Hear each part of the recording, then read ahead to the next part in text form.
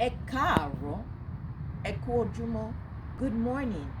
Iba Olodumare, glory be to the Most High. Today is August 8th, 2021, and today is Ogun, Osoosi, Orisa Ija Worship Day. And as always, we have to be so grateful for waking up in the morning, seeing a glorious new day. Hold your Ori with both hands and say thank you, Olodumare, for everything.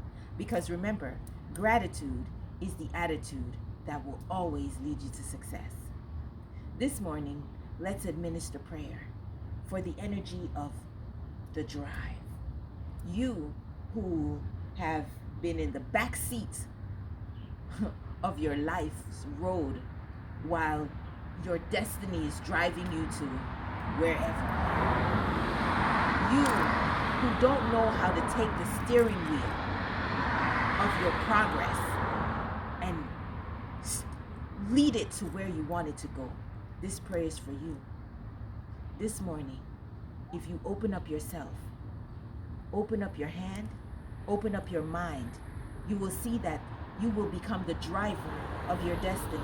And there will be no obstacles, no hindrance, no backwardsness, nothing in the road to your success.